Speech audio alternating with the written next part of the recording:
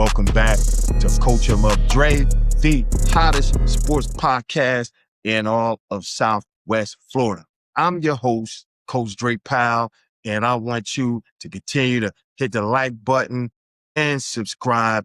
And more importantly, do Coach a favor, okay? Do Coach a big favor. Tell a friend to tell a friend to tell a friend to tell a friend about Coach 'em Up Dre, this podcast, because they're going to get the hottest takes, hottest updates, the hottest news, and some of the latest rumors about what we're all interested here in Southwest Florida. Now, it's been almost a month. Winter break is over. Students are back in school.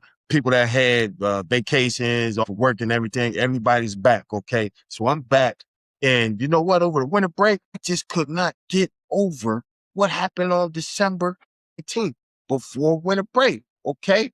You know, the number one team that I was promoting all year in high school football let go of his ball coach, man. And I just kept beating myself up like, yo, this don't make it doesn't make no sense. I'm talking to this orange and black football like, what is going on? Because it doesn't make sense to me that somebody winning back-to-back titles, kids getting scholarships, they record breaking on offense, they're packing the place out. They're the buzz of Southwest Florida. They got guys like me jumping on podcasts talking about they're going to take down the Naples Golden Eagles, man. You know, I'm all into the hype. So when December 19th rolls around and the news drops that a former ball coach, Ben Hammer, was relieved of duties, man, somebody tell me, make it make sense. I'm serious. Make it make sense, because again, I'm going to say 2014, all the buzz around Southwest Florida, they flying high, man. So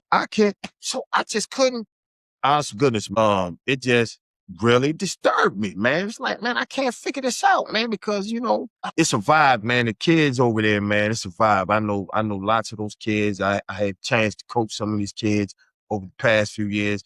Really got a lot of love for those kids. And y'all know who y'all are, and you know, y'all those ones, man. So when stuff like this happens, man, it just bothers me, man, because I care about the kids, man. And because I care about the kids, I care about the program, man. It's some good people, man. Teachers, you know what I mean? Great leadership, top down over there, man. So when something like this happens, man, it just bothers me to my core. You know what I mean? And, you know, yeah, I want to know the tea too, because I mean, I'm human, right? There's gotta be some tea. So, you know, I want to know that too, because it just don't. Again, I was talking to this football. I was like, look, man, they make too many plays with you.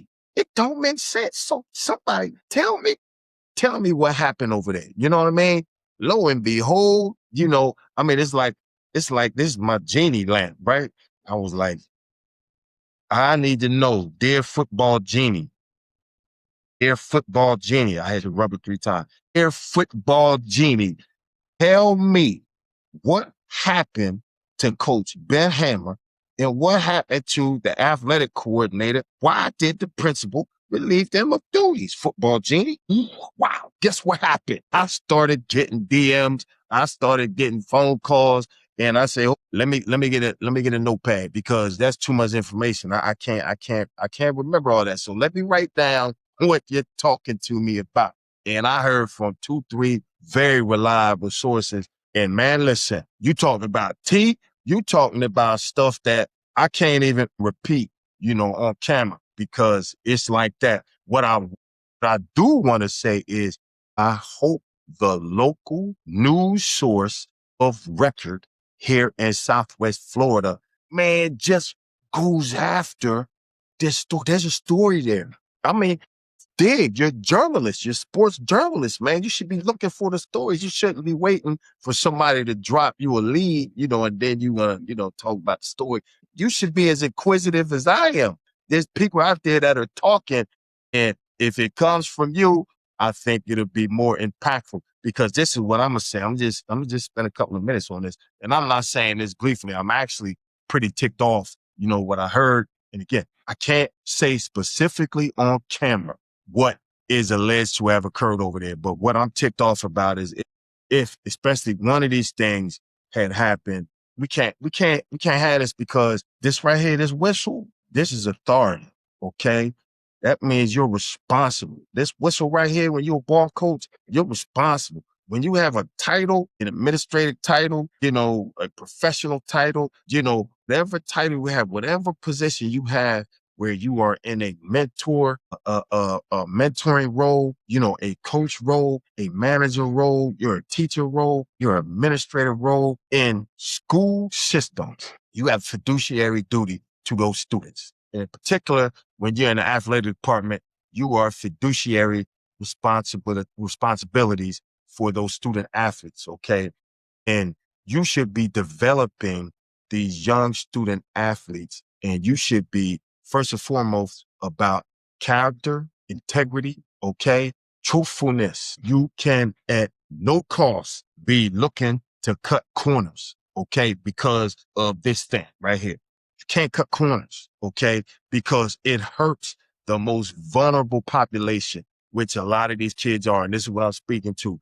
When what is alleged to have occurred that I was told was going on over there, which caused their disruption. I'll just say that, this is one of those things that have caused a disruption, and there has got to be a paper trail somewhere, and I'm just hoping that, like I said, the local institution that is the biggest and most prominent in sports journalism does a little digging, so we can see if this is really true. Go on and chase that rabbit down that hole, man. You might just find the rabbit. Now, I'm just going to speak on allegations and just tell you this. I'm very disappointed because you have a responsibility to be a leader. Can't cut corners, man. And it's going to hurt these kids. It's only teaching them that, they have privilege because they throw this thing, they catch this thing, all right? They run this thing into the end zone, okay? And they keep the other team from doing all the three things I just said. And because they could do that thing at a high level or a very high level, then, you cut corners for these kids. And they take that kind of privileged attitude like people want to do for them, or doing the right thing, or being on time, or some of these other types of things, being responsible for their actions. Don't cut corners, perform at your best. Nah, none of that stuff matters because you know what? People like us people in the mentoring role, leadership role with these young people, we say, hey man, we just need you to ball. Don't worry about all that other stuff. You know what I mean? We we don't care about that stuff enough. So, we just need you to show up on Friday and make some plays. Man, let me tell you something, man. You are setting these young people up for long-term failure.